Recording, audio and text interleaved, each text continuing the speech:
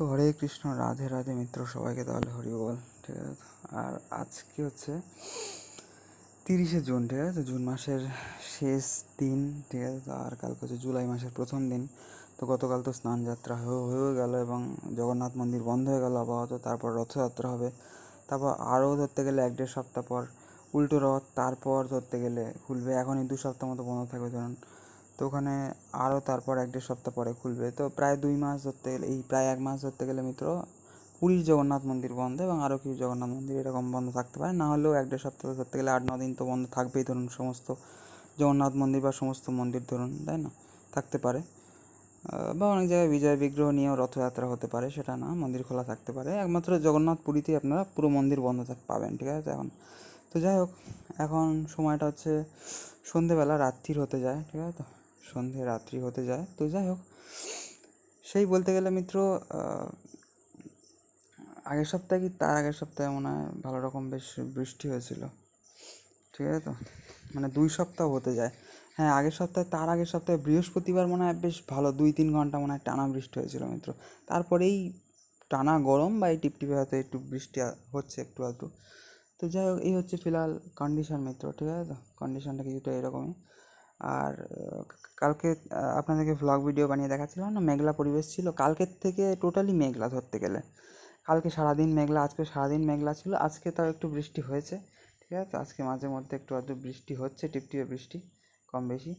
তো যাই হোক মিত্রগণ, মেন টপিকে আসা যাক।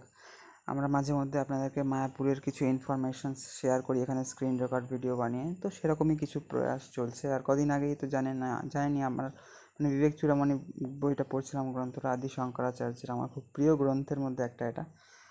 এবং স্বপ্ন আমার এই বইগুলো পড়ার, তো ফাইনালি পড়া হয়েছে এবং অত্যন্ত উন্নত মানের জ্ঞান মিত্র। ঠিক আছে, এই বইতে যেমন গুরু শিষ্যকে জ্ঞান দিচ্ছে এইরকম স্টাইলে লেখা, যেমন উপনিষদ বা গীতাতে যেমন স্টাইলে আর কি লেখা হয়। ঠিক আছে, বিভিন্ন উপনিষদ বা বিভিন্ন গীতাতে যে স্টাইলে লেখা হয়, তো গুরু শিষ্যকে জ্ঞান দিচ্ছে যে গুরুই বলছে যে অ্যাকচুয়ালি সব কিছু সারটা আপনাদের বলে দিচ্ছি মোটামুটি। ঈশ্বর তো নিরাকার, কিন্তু সেই আহ, মানে মানে নির্গুণ নিরাকার, সেই সগুণ সাকার রূপে আবির্ভূত হয়। যেমন ব্রহ্মা, বিষ্ণু, মহেশ, ইন্দ্র আদি রূপে সেই আবির্ভূত হচ্ছে। ঠিক আছে, তো মানে ভগবান বা দেবতা রূপে সেই আবির্ভূত হচ্ছে, সেই অবতার রূপে আসছে মর্তে লীলা করতে, এই রকম আর কি দেখানো হয়েছে। ঠিক আছে, তো গুরু শিষ্যকে এটাই বলতে যাচ্ছে যে এখানে একটা তৃণগুল্ম থেকে ব্রহ্মা পর্যন্ত সবই অস্থায়ী, তার জন্য তুমি আত্মা বা ব্রহ্মের ধ্যান করো। আর সমস্ত ভগবৎ স্বরূপ তারই। ঠিক আছে, তো ব্রহ্মা, বিষ্ণু, শিব, ইন্দ্র আদি দেবতা সমস্ত তারই রূপ বলতে গেলে। ঠিক আছে, এবং প্রত্যেক গীতা উপনিষদে সেটাই বলা হচ্ছে। বা বিভিন্ন পুরাণেও যদি আপনারা একাধিক পুরাণ পড়েন, একটা পুরাণ পড়লে হয়তো আপনারা আপনাদের কনসেপশন ক্লিয়ার হবে না, কিন্তু যদি একাধিক পুরাণ পড়েন, 2 বা ততোধিক পুরাণ পড়লে আপনাদের এই কনসেপ্টটা ক্লিয়ার হয়ে যাবে যে সব জায়গায় আত্মা বা ব্রহ্মকে পরম মানা হচ্ছে এবং দেন সমস্ত ভগবৎ স্বরূপকে বা ভগবতী স্বরূপকে তারই রূপ বলা হচ্ছে। সে মানে ব্রহ্মা, বিষ্ণু, শিব বা দেবী আদি পরাশক্তি যেই হোক না কেন, মানে সবই সে, যে কোনো একজনকে মেনশন করে সবই তার রূপ এরকম বলা হচ্ছে। মানে অ্যাকচুয়ালি আত্মা বা ব্রহ্মেরই হচ্ছে সব রূপ, মানে চৈতন্য স্বরূপ যে পরমাত্মা, চেতনা আমাদের, সেই হচ্ছে নির্গুণ নিরাকার ঈশ্বর স্বরূপ, তারই সমস্ত রূপ। তো এইরকম আর কি জ্ঞান সুন্দর দিয়েছে। তারপর শিষ্য উপলব্ধি করে বলছে যে আমি ক্ষীরোদাক্ষায়ী বিষ্ণু, আমি নরকান্ত কৃষ্ণ, আমি ত্রিপুরারি শিব। তো অত্যন্ত সুন্দর মিত্র। যাই হোক মিত্র, এই ধরনের স্টোরি আপনাদেরকে বলার চেষ্টা করি, মানে শিষ্য সেলফ রিয়ালাইজেশন করে। ঠিক আছে, তো মানে আত্ম উপলব্ধি করে শিষ্য গুরুকে এই কথাগুলো শোনাচ্ছে। তারপর গুরু আরও কিছু জ্ঞান দিল, দেন বই শেষ হয়ে গেল বিবেক চূড়ামণি। এবং লাস্টে কিছু ডিটেলস ছিল আদি শঙ্করাচার্যের জীবনী বা বিবেক চূড়ামণি বা আরও তার কিছু গ্রন্থের ব্যাপারে বা গ্রন্থের শিক্ষার ব্যাপারে, এই ধরনের কী কী গ্রন্থ লিখেছে আদি শঙ্করাচার্যজি। তো যাই হোক, আমাদের শ্রী চৈতন্য মহাপ্রভু মিত্র আদি শঙ্করাচার্যের মানে পরম্পরাতেই দীক্ষা নিয়েছে।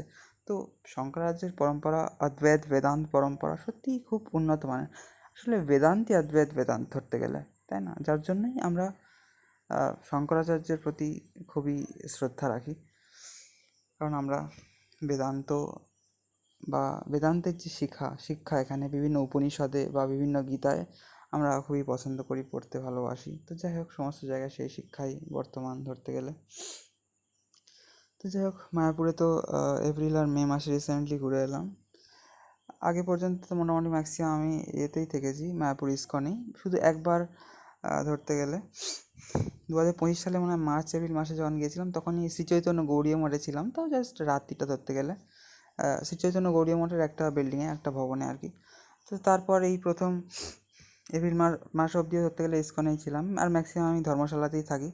আর বহু বছর আগে একবার হয়তো গীতা ভবনে ছিলাম, তখন সিমেন্টেড ছিল, হয়তো রঙটা হয়নি তখন গীতা ভবন। যেমন টিওহেবি মায়াপুরের মেন পৃথিবীর সবথেকে বড় মন্দির, চূড়াটাও সিমেন্টেড ছিল না মোটামুটি, বলছিলাম যেমনটি আপনাদেরকে। তারপর এই 2024 সালের আমি যখন থেকে মোটামুটি যাওয়া স্টার্ট করলাম 1 এপ্রিল, তো সেই ফ্যামিলি ট্যুরেও আমরা গিয়ে চৈতন্য ভবনে ছিলাম। ম্যাক্সিমাম ধর্মশালা বা গৌরনীতে ধর্মশালায় থাকার চেষ্টা করি। আর এইবার রিসেন্টলি মে মাসে আমরা মায়াপুর ইউথ হস্টেলে ছিলাম এবং খুবই এনজয় করেছি। মোটামুটি একা ট্রিপ করেছিলাম আমি, পুরো সোলো ট্রিপ ছিল আমার। এবং হোস্টেলে না অনেক বন্ধু হয়ে যায়, বিভিন্ন জায়গা, বিভিন্ন জেলা থেকে মিত্র সবাই আসছে মায়াপুর ঘুরতে। কখনো কখনো তাদের সাথে ঘোরা হচ্ছে, কখনো কখনো তাদের সাথে বিভিন্ন টপিক নিয়ে আলোচনা হচ্ছে, বন্ধুত্ব হয়ে যাচ্ছে। তো খুবই সুন্দর। আমার তো রামপুরহাটের একটা ধরতে গেলে বন্ধুও হয়ে গিয়েছিলো, বন্ধু কাম দাদাও হয়ে গিয়েছিলো ওখানে। তো অনেক টাইমই আমরা কাটিয়েছি। আমি 3 দিন ছিলাম, ও 3 দিন ছিল, এই রকমই আর কি মিরাকেল হয়ে গিয়েছে। তো আমরা অনেকটা টাইমই একসাথে কাটিয়েছি, বেশ ভালো লেগেছে। অনেক বন্ধুই হয়ে গিয়েছে ওখানে, বিভিন্ন জেলা থেকে আসে, ইনফ্যাক্ট অন্য রাজ্য থেকেও আসছে, এবং ইনফ্যাক্ট অন্য দেশ থেকেও আসতে পারে। কারণ কিন্তু অন্য দেশ থেকে আসলে তারা তো মায়াপুর ইউথ হোস্টেলে থাকবে না, তারা মানে তাদের কোনো পরিচিত কারোর হয়তো রুমে থাকবে বা অন্য জায়গায় হয়তো থাকবে, ঠিক আছে। তো মানে মায়াপুর ইউথ হোস্টেলে বেসিক্যালি আপনারা বিভিন্ন জেলার মানুষকে পেয়ে যাবেন, ঠিক আছে। তো বন্ধু হয়ে যায় মোটামুটি। আর সিকিউরিটির তো একটা ব্যাপার তো থাকেই ওখানে, তাই না?